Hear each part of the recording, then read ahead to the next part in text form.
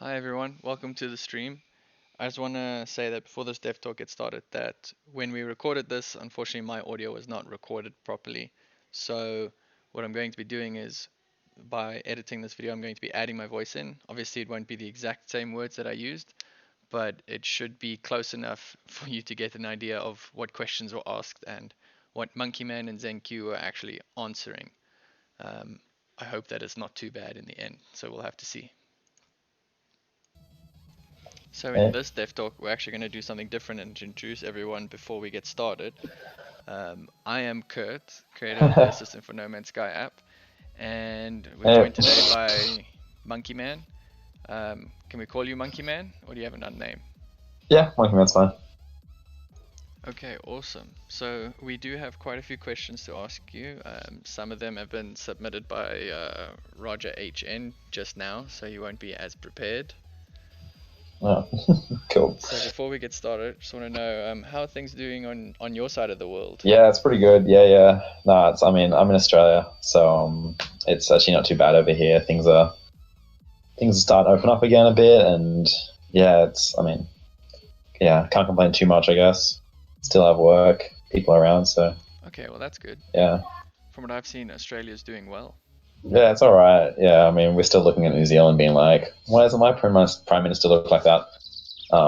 But yeah, I think Australia's going all right, other than probably crushing economic downturn, but where it doesn't have that. It's definitely doing better than a lot of other countries around the world, like America. Um, Yeah, it's all right. I think we're going better than America. yeah, they're going through a lot of trouble at the moment. Um, all right, smooth transition over. So maybe let's get straight into the questions. All right, question is, Yeah, sounds good. how did you become the admin of the No Man's Sky modding Discord?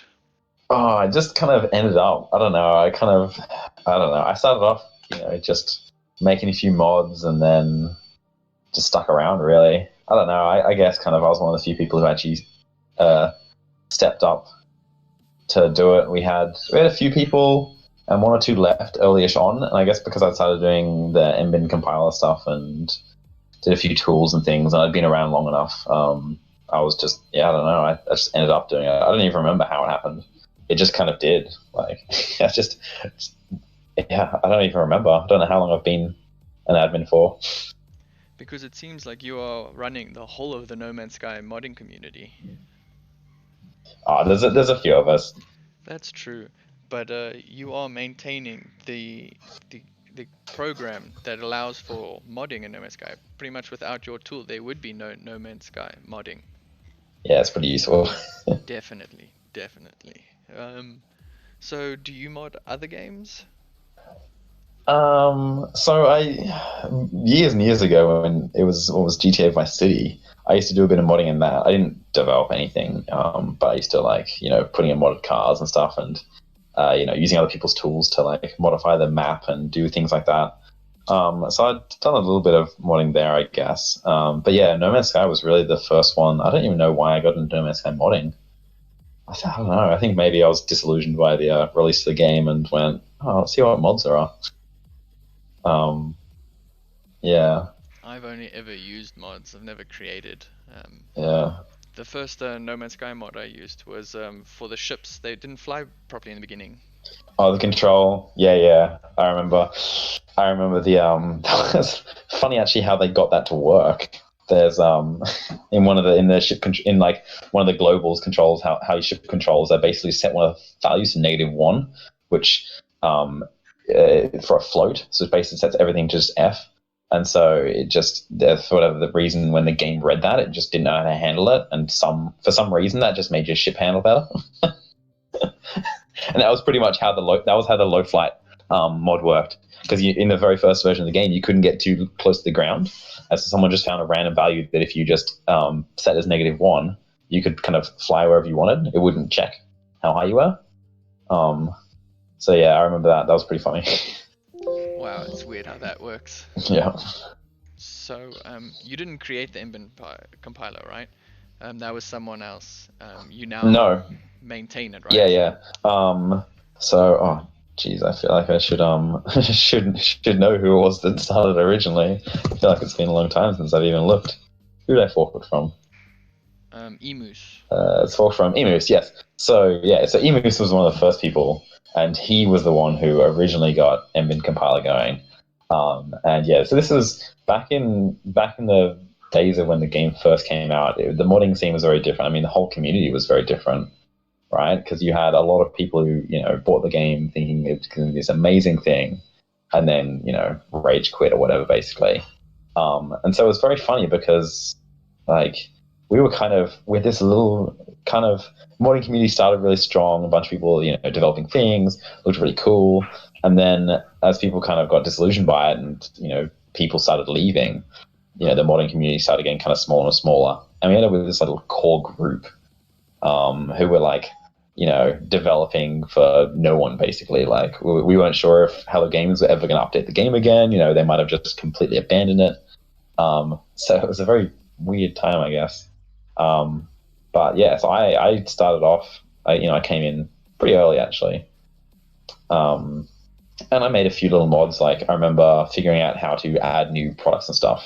So I added a bunch of new elements and things to the game, and ways of like getting them, and did a bunch of like investigative work into like how various systems in the game worked to try and like add new ways of interacting with things. And because we were kind of thinking, there was a kind of a bit of a consensus in a way, I guess.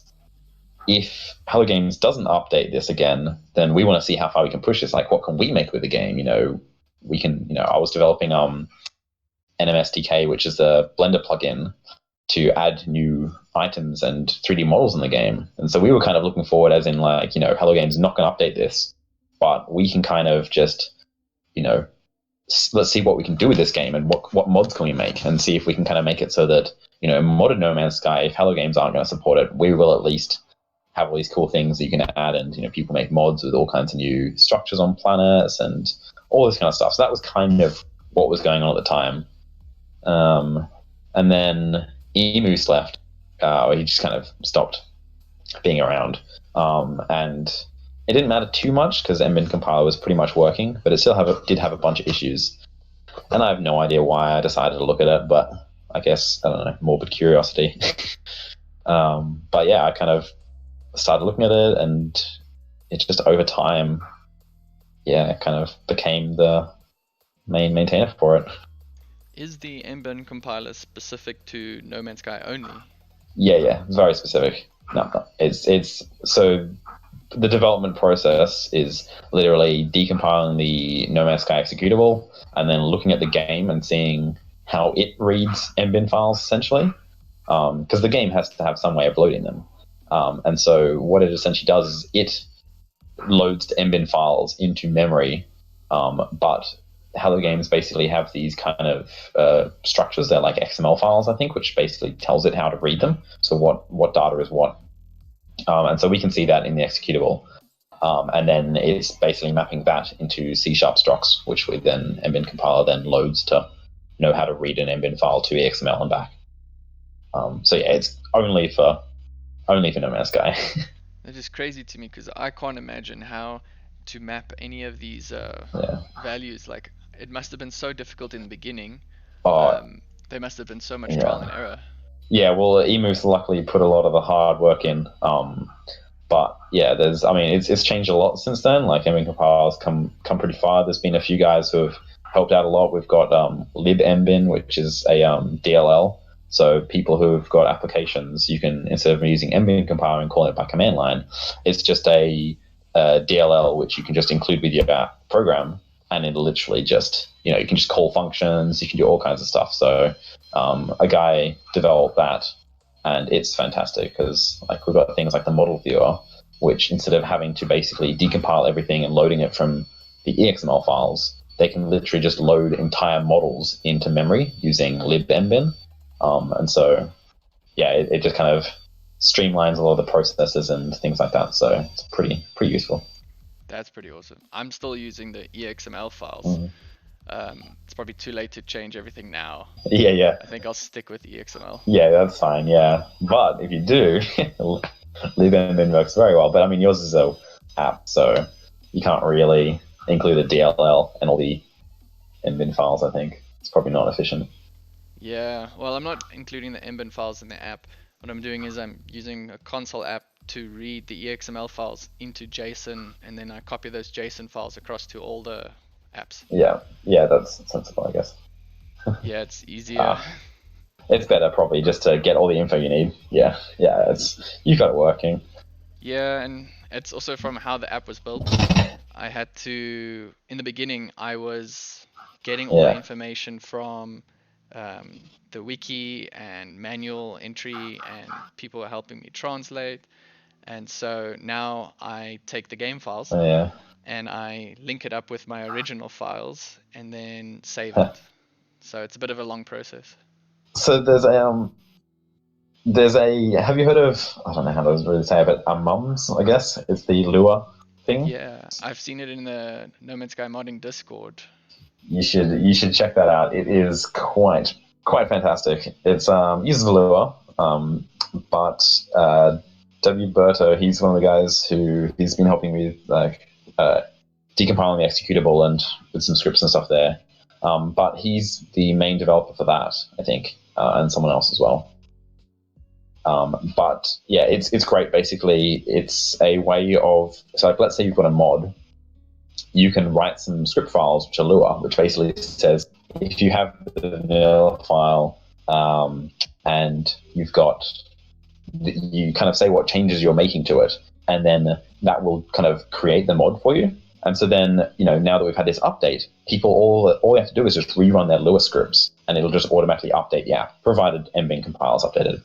And so it just makes a lot of things really easy. But one thing that he has made very recently, which is something I've kind of been badgering him about, being like, oh, this would be so cool, it would be great if we had this. It's basically a really nice way of extracting files from the pack files. Because, every time there's an update, you have this just, gigabyte or two update, and you need to find the files that changed and the files you want. Oh, yeah. And so this will basically, it's annoying, right? Yeah, it's a manual process. So this will allow you to, specify your like Steam install folder or whatever, and then it'll load all the pack files, and then the PSR tool, which is the one that you use to decompile pack files, that has a function which will get a list of every file in the pack file. And so what it does is it basically goes over all the pack files, gets a list of every file in each of them, and then it's got this kind of GUI which will have all of them, and you can search for them. So if you want just the language mbin files, you can just, in the search, just go, star.language, and it'll give you a list of just the language ones. Then you go, okay, I want that, and I want these files as well. And you just tick them all, and then go extract, and it'll extract just those files. That'll save a lot of time. So it's great. And he only released it publicly, I don't know, a few days ago maybe. So definitely check it out. It's in the most recent version of Amum's. Don't know if I'm saying that right, but yeah, check that out. It's very good. Like, it's definitely worth using, because it's. I was using it being like, oh god, I've wanted this for so long. It's fantastic. So check it out. Yeah, I think I'll definitely need to. Oh, I see ZenZQ is here. Hi. So for everyone who doesn't know, ZenZQ has been working on NomNom, which is the No Man's Sky save editor. You are kind of taking over from Goat Fungus, since we haven't seen a lot of updates coming from Goat Fungus. How's it going with you? Good. Bit sleepy, but all good. Are you using the mbin compiler for your save game editor, ZenZQ? Actually, using the modding station like you currently. Okay. Yeah. But that uses the mbin compiler in the background. I think like you can't do anything without the mbin compiler, right? Yeah. Correct. Yeah, I think so. Yeah. Anytime you need to load an mbin file, because doing it by hex sucks. So the mbin compiler is like being used by everyone, from creators and modders, and like it's just such an essential tool. Like it's used by everyone, it feels like. Yeah, kind of. So how difficult is it to work on the mbin compiler? Like, I know you've talked before about adding unit tests. It's a lot easier now than it used to be, that's for sure.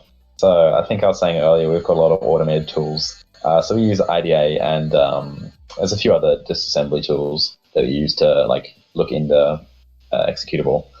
But before, we used to pretty much just do it all by hand. Like you'd have to find all the structs manually, and it was just there was a lot of effort. No one had really put any effort into actually understanding where all these things were located, how the internal structure of the executable.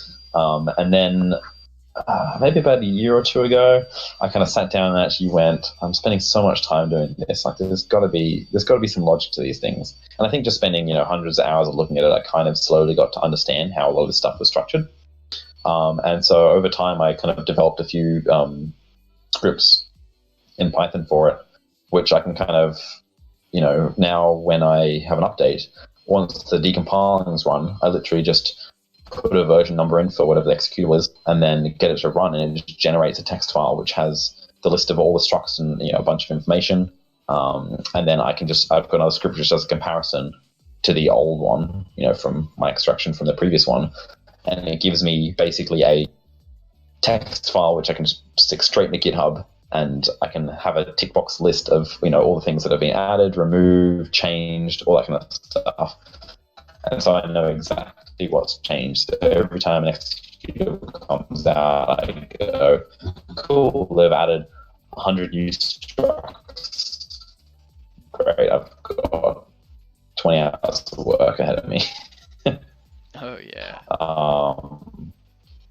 But yeah, it's a lot easier now. Whereas it's very hard to hear you.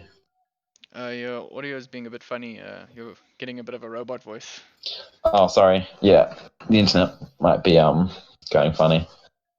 Australian internet's pretty rubbish, to be honest. Well, it's the distance. Australia's super far away from America. Yeah, I know. But you also have like a lot of people helping you out, making this Emben compiler as good as it is right now. Yeah, exactly. Yeah, I can do all that, but yeah, also just we have like more people helping as well. So I've got a few people who, having people who every time there's an update, they will release lists of files that are changed. Wberto, him helping out as well because he's in a different time zone, and he's a more European time zone, so he's generally awake when the updates come out, and so I'll wake up and he's already got a GitHub post with all the things that have changed, which makes it easy for me because I can just pretty much get started straight away. So yeah, it's good. It's a lot better now, and we've got a process, and something that I'll maybe talk about in a little bit is something that's pretty big as well, which will make my life even easier again.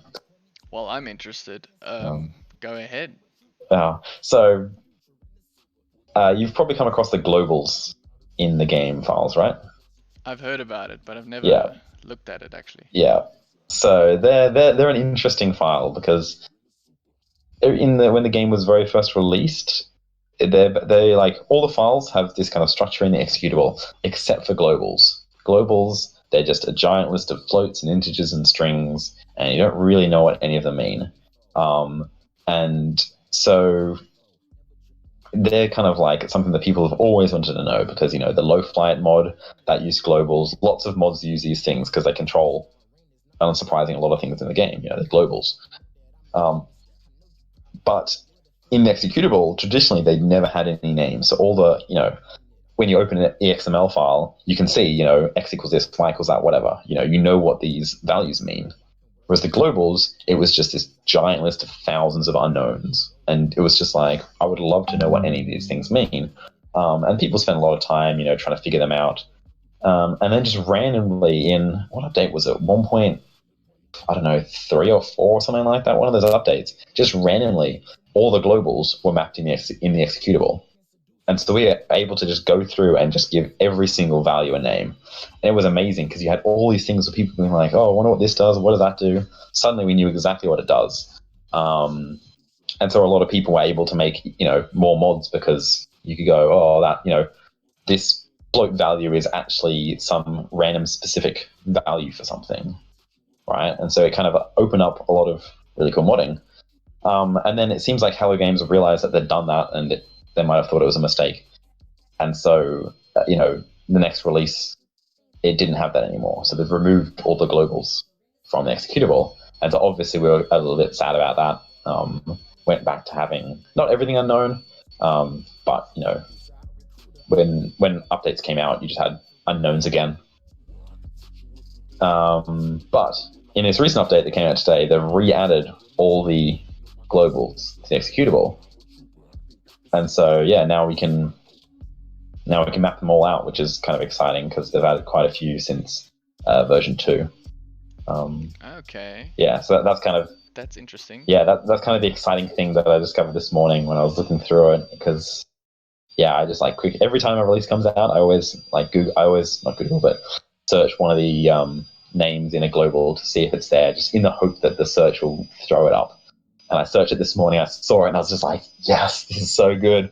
This is going to be great. Like, it saves me so much time because I don't have to, try and compare the chunks of ones that we know and the ones we don't know and then add them in. And it's just like a big pain in the ass. Now I can literally I'll probably actually write a script to do it and just pretty much scrape all of them and just generate these globals automatically, because some of them are thousands of variables.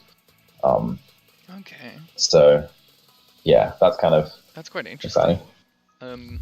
It's interesting to me that No Man's Sky has the ability to kind of hide these things from us, because from what I understood, the modding, we could see anything that was in the files, and No Man's Sky had almost no control because they had to put stuff in the files, so we could see by unpacking the game what was in the files. But if they can hide it, then that makes it difficult. Kind of. But it's what's in the executable. Like, certain things are linked to the executable. Like, certain things aren't in those games files. The exe is like 38 megabytes now. And so there's a bunch of stuff, how a lot of things work, which is all in there. So certain things are linked to that or stored in it. Like, for example, you can't increase the number of planets in a solar system for various reasons. So there's no amount of modding EXML files will ever add more planets in a system, right? And so it's kind of how they store it. So it is, but I definitely agree, it is kind of interesting how they kind of remove them and now they've added them again. Like, that has to be something they have to do. Yeah. And it's just information, it's just basically strings in the executable that we know how to comprehend and know how to correlate that to, various things in these files. But yeah. Blenderman and I have had this discussion before. We've noticed that some of the variable names in the EXML files don't make a whole lot of sense. And I've always thought that it must be because you guys are looking at the game files, changing the values and seeing what changes, but not always knowing what to call that variable instead of it being from Hello Games. No, so it's all from inside the game. So that's everything. All the things you see is what Hello Games call them. Oh, okay, cool. Because I've always felt, so I would see these variable names that I don't like or I don't agree with, and I would feel bad about complaining about them because you guys, well, in my head, you guys had worked really hard to try and figure out what this variable represented. There's an example of the max stack multiplier. To me, it doesn't really make much sense what it's called, and from what I can understand, it's just a number that is given to an item, and then based on what game mode you are in, it gets multiplied, and that becomes your max stack size. But for resources, for example, it's all 1. So I've actually gone and hard-coded all the maximum stack sizes for resources. And I think ZenziQ, you've had this as well. Yeah. So, yeah, the variable names aren't the best, but I'm glad that it's not you guys that have worked this out, that it's actually Hello Games. No, most of the ones in the globals, so everything that's not a global is 100% just Hello Games. The globals, most of them are Hello Games because of, them actually releasing all the names inside the executable. But a bunch have become unknown. But since then, we've named a few. And so traditionally, it would be the same kind of thing. Like, you'd mess around with these variables and see what changes. And you'd realize, oh, if I do this, if I set this one to -1, then I can fly as low as I want. And so that's how a lot of them were named originally. But now that we've got all these names, now we can use Hello Games names, and they don't always make sense. But they've got typos in them, and it's pretty funny. But yeah, for the most part, I just leave them as what they've named it. And yeah, there's definitely some which are redundant and some which make no sense, but that's just how it is. Blame them, not me. Okay, awesome. Then I won't feel that bad. I can start complaining again. Now my development process is fixed in a way. So what do you think is going to be in the upcoming update? I know we've seen a little bit of what's in there in the experimental update, but what do you think is coming, or Yeah.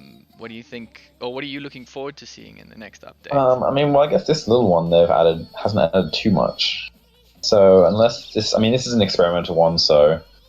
But I mean, normally, if it was a big update now, then it's hard. Like, it's very hard to say what Hello Games does with the updates because they've been very sporadic, I guess. Or like the updates are always, they'll just suddenly drop a massive one.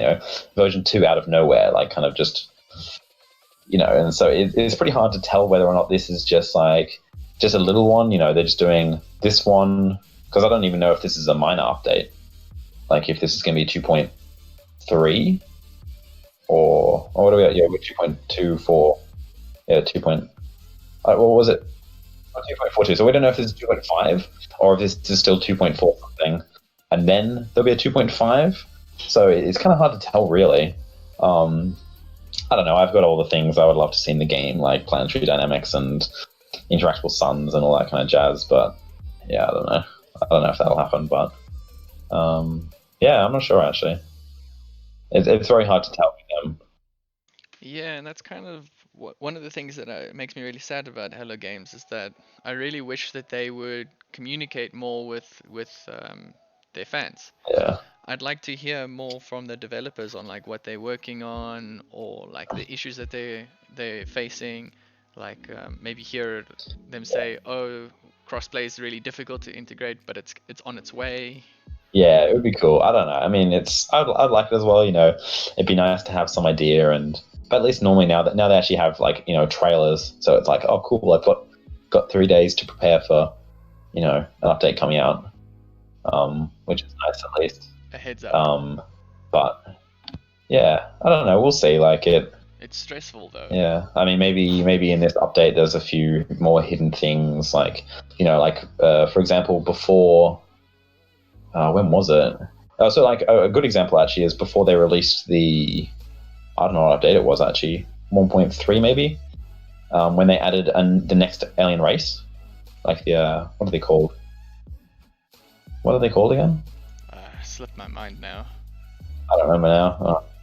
Yeah, I should know this, but anyway, they added a fourth alien race, and I remember looking through the files and seeing inside that they'd added a new like alien race, and I was like, they've added a fourth alien race. Like this is before the update. Like this is just in one of the random ones, like in a late 1.21, and then in the next release they actually added their models and everything for it. But in the files it was there, and I think they've kind of stopped making that mistake because they've kind of come to realize that we can see every change they make. We can see if they add a new alien race, even if they don't add any models or anything, we'll know. And so I think they've stopped doing that because, yeah, a few things like certain vehicles were leaked, like the mech. We knew about the mech before it, and everyone's like, oh, but, they've added other stuff before. I'm like, well, yeah, but pretty much everything that they add, comes out. Other than the ship editing. There's been ship editing in the game for, like, a while now, actually, and they've never actually realized it properly. Oh, really? Yeah, like you can... Like colors? Like, as in, like customizing colors and things like that. You can't change parts, but you can change the color. But that's been in the game for a while now, at least half a year. So yeah, it's a bit buggy, but it works. Like, I don't know. It's kind of interesting. Like they're like testing different things, and might have been something that had partially working. They've left it in, and then never actually fully implemented it. So maybe they'll go back to doing that.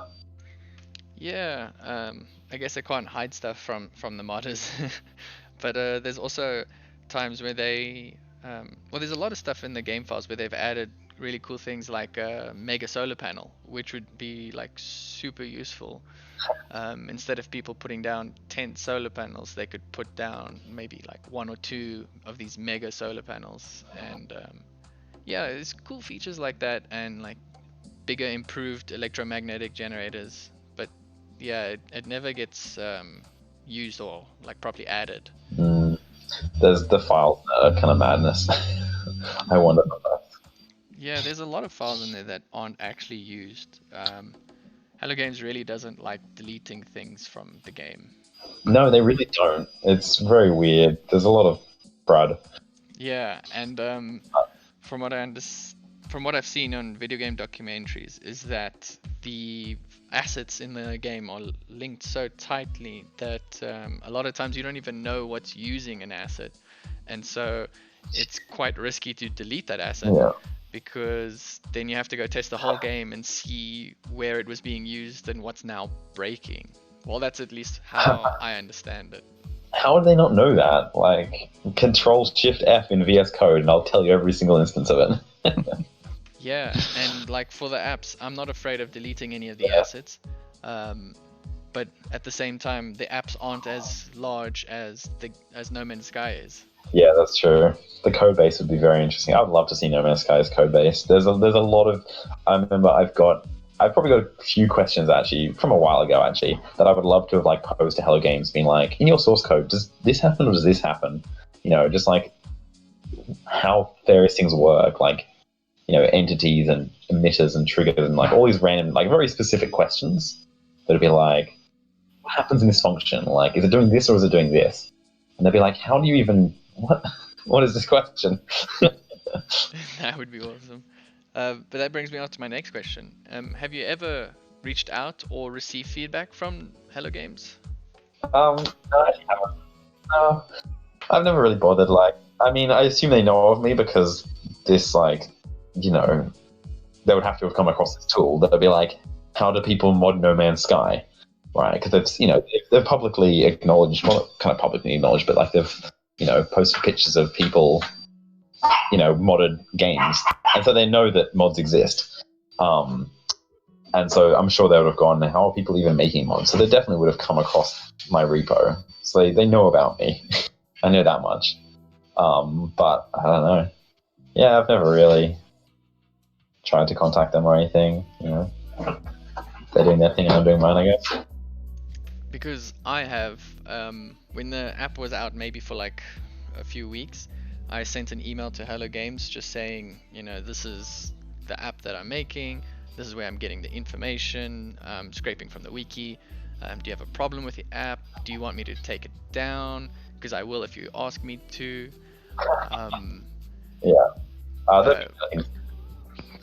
But yeah, I didn't get a response, and then maybe 6 months later, I wrote another email, and I was explaining like, this is what's happened over the last 6 months. You know, I'm getting all this help. Yeah. And I just want to know, like, if they have an issue with the app, if they want me to stop working on it.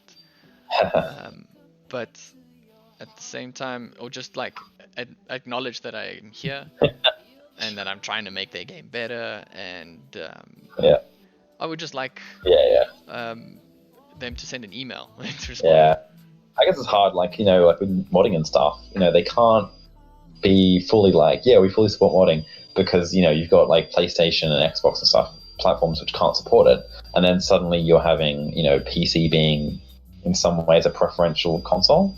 Yeah, I guess. So I kind of get, you know, people are like, oh, they'll add modding tools, they'll add modding support. I'm like, I just don't think they're going to do that. It's not feasible. If it was PC only, I would have been surprised by now if they hadn't.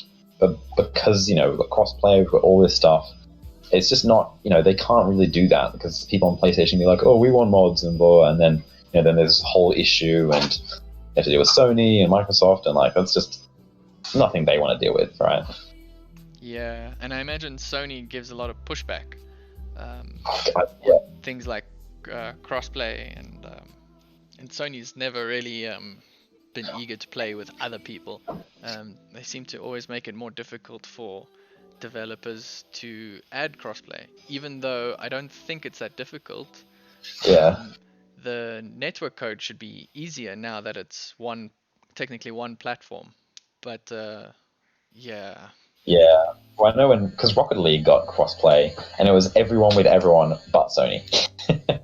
It was PC and PS4, and then anyone else could talk to each other. But if you wanted to crossplay with PS4, you had to be playing on PC. I think. I think Minecraft is as well. but it does seem a little bit crazy because Sony, how could they block the traffic? Like, as a game developer, you should be able to just have all your games, since it's already cross-platform, communicating with each other through one interface, one server. Oh, I think it can. It's not allowed to enable it. I think that's the issue. Like some of these things, they're like literally saying we could press a button right now and crossplay would be enabled. They literally won't let us do it. So I don't think it's the infrastructure sometimes. I think it's literally Sony being like, no. Oh, okay. So I wonder then if it's like someone testing the game and they're saying, "Oh, I'm playing with an Xbox player. Stop that." they would know. Well, I mean, I just don't know the technical details of how crossplay works. Like that's, well outside of my knowledge. But yeah, like I think I've seen some things like some developers and who had enabled crossplay for stuff, and then Sony was just like, no, you're not allowed to have crossplay with Sony. I think it's just they want their ecosystem. They have all these reasons. They say, oh, protect our users, but realistically, I think it's just they want, they see themselves as having generally the biggest market share in a lot of these cases, and so they're like, we don't need to. I don't know. Yeah, Sony seems to make it difficult. I don't know what Sony does. It is kind of, yeah. Did you see the link that PT shared in his Nexus Lounge stream, where it was a PC player and an Xbox player playing together on stream? Yeah, I've heard about that. That was pretty cool, but it does bring up some questions on how will this universe work? How will we merge? Well, I mean, surely it's the same way, right? Well, with constructions and maybe discoveries. Oh, that's true, yeah. If you discover a planet on PC and discover a planet on Xbox, who gets the credit? It gets a little bit tricky there, and I don't think we're going to get a universe reset to get that, because there's been a lot of creations since the last reset. Yeah, that's true, yeah. So there's a lot of I hope they figured out how to do this. Yeah, I guess it's hard. I don't know. I mean, because I think, but aren't the actual solar systems slightly different? Because the planets you see on Xbox and PS4 and PC, they look differently, don't they? No, so the procedural generation works the same on all the platforms. You'll actually get the same terrain and structures and things like that. Yeah, okay. Regardless of which platform you're on, and the portal glyphs will work the same way on all the platforms. Yeah, maybe. I thought they were actually quite different. Because when you see people giving coordinates and stuff, I thought they were because they specify what platform it's on. And I don't know. I don't know too much. I've only ever played it on PC, so I don't know what it's like on PS4 or Xbox. I know that for Captain Steve, he is a PlayStation player and he does all of his mega builds on PlayStation. Oh, is he the ones that always get shown by Hello Games on Twitter? The amazing, the giant robot and yeah, that guy. He's been featured twice, maybe more. They're amazing. Yeah, it's a lot of. Oh yeah, I've seen that.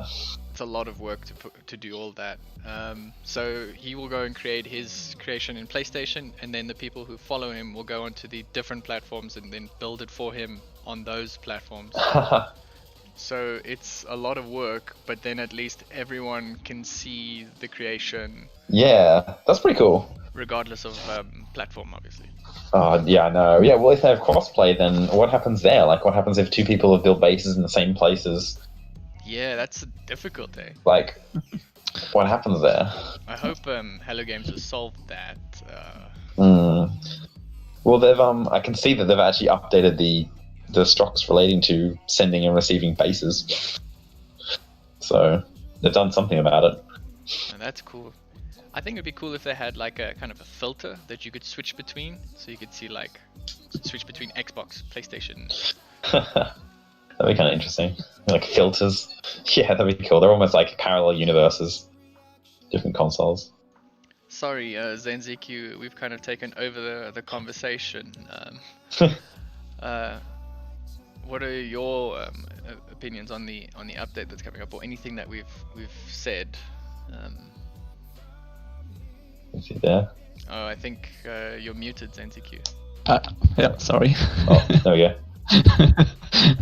Think I toggled it on, but yeah, probably off. It's sounds very interesting. I haven't heard much beside what you are talking right now.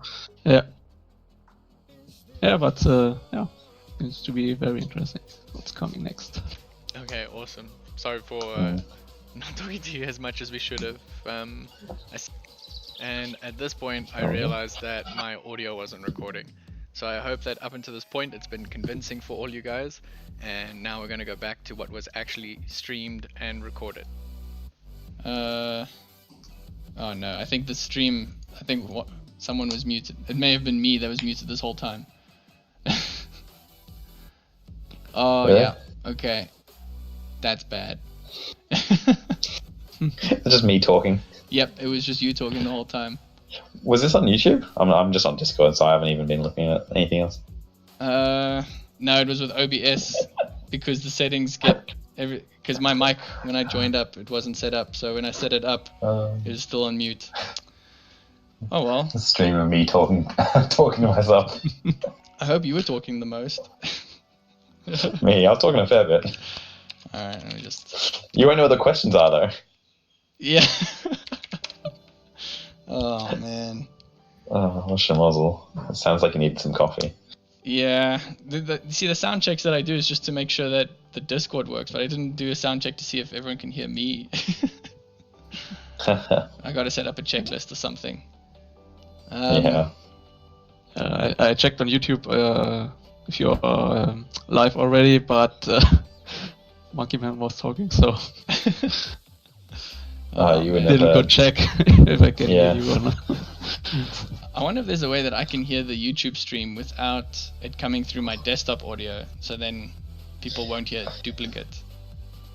You can, well, I mean, you could potentially retcon the audio of the thing if, like, once it's gone up, could you, like, just download the video and just re-upload it with your audio? Have you got, because, or was OBS muting yours? OBS was muting Was that the mine. issue? Yeah. Okay, so you don't even have the recording of it anyway? No, and I wasn't that's recording annoying. this, so I can't I should record this so I can have a backup and upload it. Yeah. Alright. That's really annoying. Yeah, that's a bit Wow. Oh well, we have your answers. You know what I'll do? That's true. I'll just insert the questions before they get asked on the screen. Yeah. Alright. I'll do that. That's really funny. Yeah. What else we got here? Oh, I wanted to ask, Monkey Man, have you seen the work that's been done by Starlinks on a game called Matterflow? I think you posted about that in the chat on Discord the other day, right? Yeah, I did. Yeah, I watched the videos actually. I thought it was pretty interesting. It was pretty cool. Yeah, I'm really excited about it. Interesting concept. I just like the whole, like, yeah, I mean, you know, they're like everything's procedural generated, and I know that Hello Games has said everything's procedural generated in No Man's Sky, but I think this person takes that to the extreme. You know, procedurally generating, you know, items and, you know, properties of items. I thought that was pretty interesting actually. Yeah, and his devlog videos are really fun to watch. And he even mentions, you know, he's generating the handrails and generating tables and chairs, and everything is going through that proc gen. Yeah, it's pretty impressive. Like, this must be a pretty solid system. Yeah, I'd love to see it come out. But yeah, he's the only dev, so he's working really hard. Yeah, it looks pretty good so far though, like for one person. Yeah, I've been trying to work on a website for them, like with keeping the idea of like procedural generation as well. So if the site could be procedurally generated, that'd be cool as well. But procedural generation in JavaScript. Yeah, probably not the best thing. Just add some kind of Perlin noise to the background and have it seeded by, I don't know, their IP address and computer time. That's procedural generation, right? Yeah, it's close enough. It's good enough.